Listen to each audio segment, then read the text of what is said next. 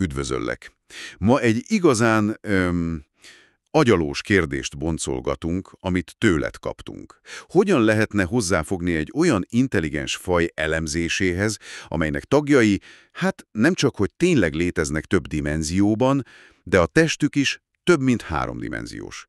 Milyen lehet a nyelvük, a kultúrájuk, a gazdaságuk?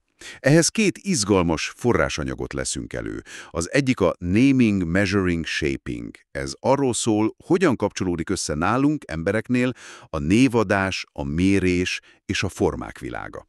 A másik pedig a Beyond the Horizon, ami a valós, fizikai, magasabb dimenziók lehetőségét és következményeit járja körbe.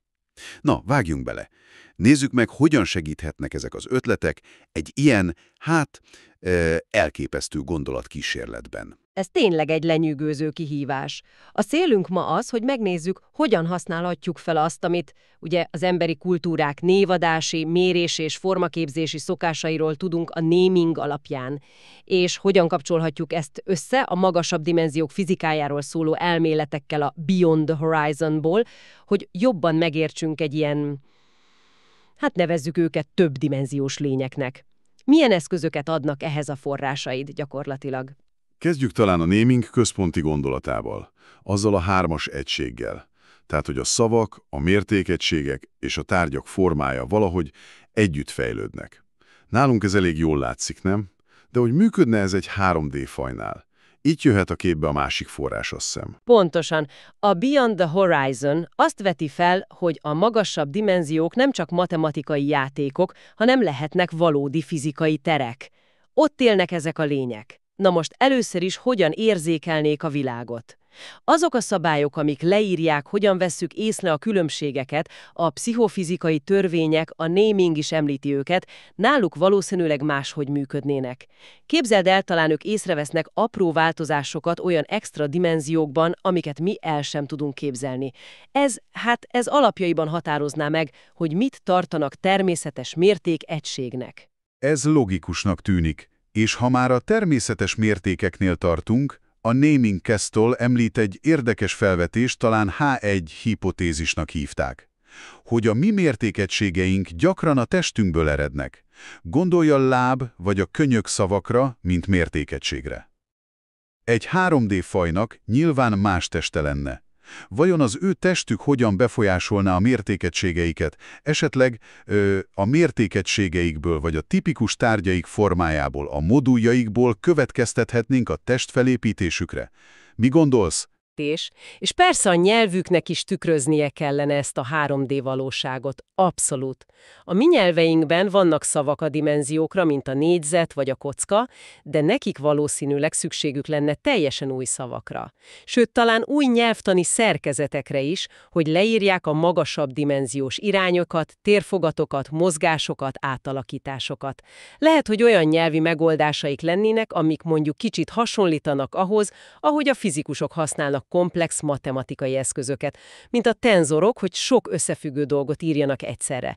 És valószínűleg náluk is működne az a nyelvi törekvés a hatékonyságra, amit a naming a ZIF törvény kapcsán említ. Tehát, hogy a gyakran használt 3D fogalmakra rövidebb, egyszerűbb szavaik legyenek. Logikus lenne, nem? Igen, a hatékonyság biztosan számítana.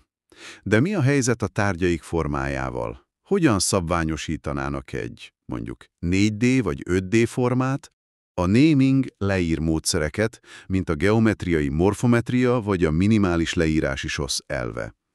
Ez utóbbi lényegében azt nézi, mi a legegyszerűbb módja egy alak leírásának. De ezeket 2D-re és 3D-re találták ki. Ezt át kellene gondolni 3D-re.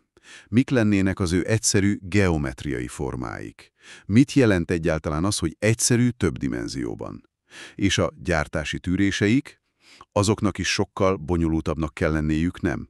Több irányt figyelembe véve. Igen, ez mind jogos kérdés. És a Beyond the Horizon sakktábla Rubik kocka hasonlatait nagyon jó.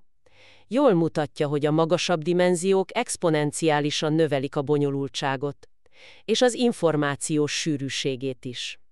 Gondolj bele, ez hogyan hathatna a gazdaságukra. Lehet, hogy a forrásaik sokkal sűrűbben vannak?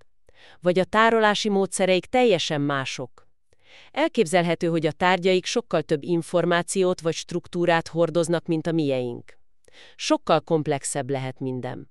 Az ő koordinátorrendszerük, a számrendszerük, ahogy a naming is utal rá, valószínűleg szintén a 3D térhez és a testükhöz igazodna. Oké. Szóval akkor a forrásaid alapján kirajzolódik egyfajta, stratégia.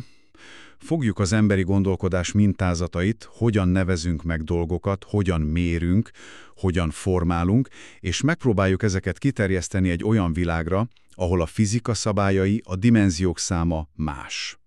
A naming adja a keretet, úgymond, a Beyond the Horizon pedig a 3D kontextust. Talán a nagy tanulság itt az, hogy még egy ilyen elképzelhetetlenül más fajnál is, az lehet a kulcs, hogy megértsük az alapvető kapcsolatot aközött, ahogyan érzékelik és mérik a világot, és aközött, hogy milyenek ők valójában. Pontosan. Nagyon jól összefoglalkad. És itt egy utolsó gondolat neked, amin elmerenghetsz, ha már itt tartunk.